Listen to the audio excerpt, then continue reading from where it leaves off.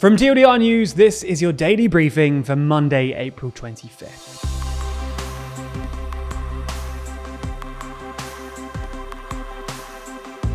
Good afternoon. Today we'll be discussing some of the biggest news stories, including two major elections in Europe and the latest developments in Ukraine. We'll also be answering today's big question: why are the British Conservatives being accused of misogyny in the Rayner scandal? As well as talking to Le Monde's Eric Albert about the French election.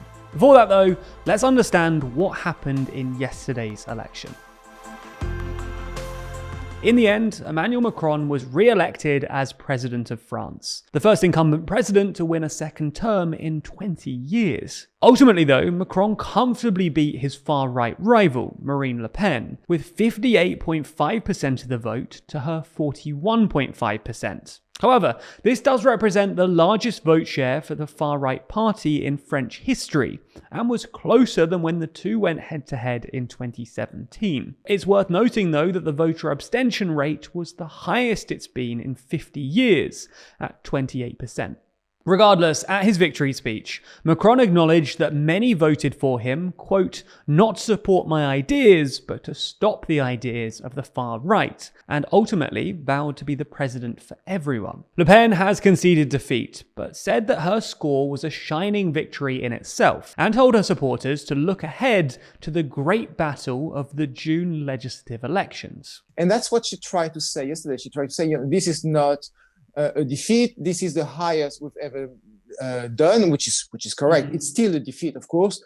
Yeah. Why has she widened her appeal? Two things. She managed to really soften her far-right positions. And the other thing that happened is there was another far-right candidate, Eric Zemmour. Just by perspective, she became less extreme because there was someone saying really more extreme things. Left-wing candidate Jean-Luc Mélenchon, who came in a close third in the first round vote, hailed Le Pen's defeat, and also set his sights on the legislative elections, with him likely playing a key role in determining if Macron's party are able to snatch the parliament along with the presidency. What Mélenchon on the left is saying is, please, French people, okay, you didn't elect me as president, but please elect me as prime minister, because if you win the parliamentary election, you can have the government and therefore be prime minister.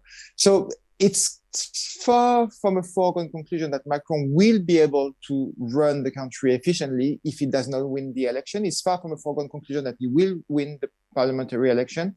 If you want to watch the full interview with Le Monde's Eric Albert, then you can watch that over on Nebula. If you want to sign up, it's linked down below, but we'll explain how at the end of the video.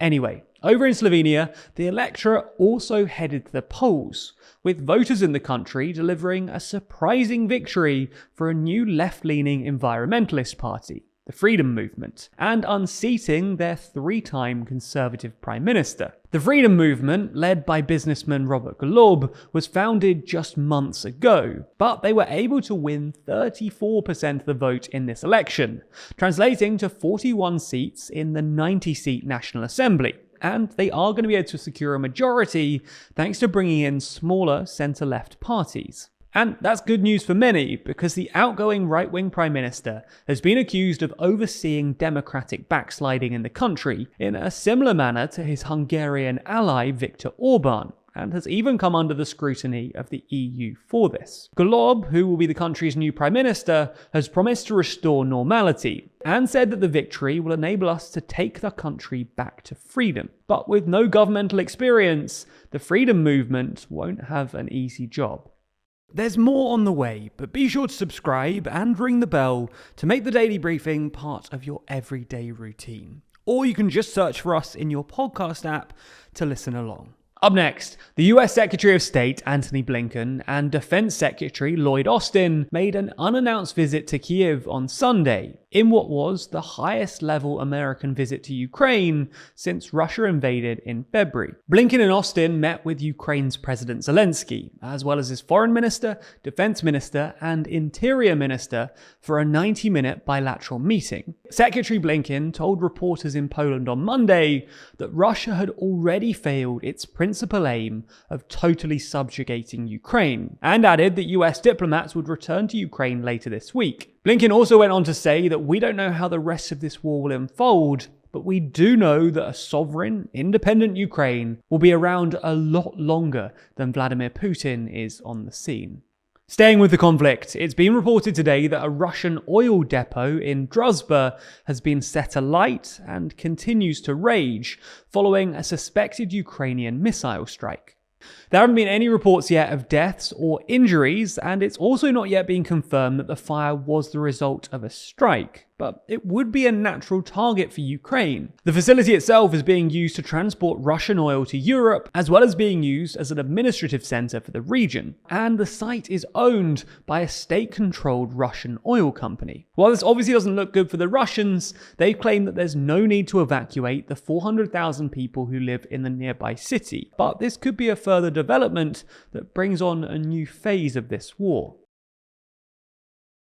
Finally though, it seems today that we might be getting ever closer to Twitter being in the hands of billionaire Elon Musk. While he put in an offer to purchase the company a few weeks ago, not much has really come out of the ensuing negotiations. But an anonymous source close to Twitter has now claimed that a deal is closer than ever, with an agreement being made on financing, with Musk proposing to pay $54.20 a share. It's been suggested that Musk would pull this money together via $13 billion in debt financing, a $12.5 billion loan against Tesla stock, and a $12 billion loan in equity financing. It's broadly expected that if Musk does take control of Twitter, then he'd try and make the platform more pro-free speech, with him saying that it needs to make improvements to its products and its services.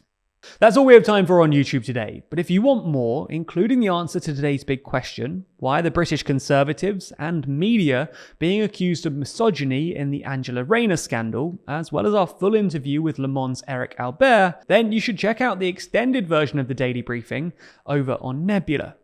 Nebula subscribers not only get everything you've already watched ad-free, but also get an extended version of the show every single weekday. Available to watch on Nebula or to stream on your podcast app of choice. So if you want to support the channel and get an even more extensive briefing every day, then you'll want to sign up. And there's good news. Our friends at CuriosityStream, the streaming service with some of the world's best documentaries, is offering a deal whereby you can get both platforms, CuriosityStream and Nebula, for less than $15 a year. That's all the documentaries you could want on CuriosityStream, and then more TLDR on Nebula, including the extended briefing, other full exclusive TLDR videos, and, well, it's always ad-free too. Click the link below to get both services for less than $15 a year and support the channel.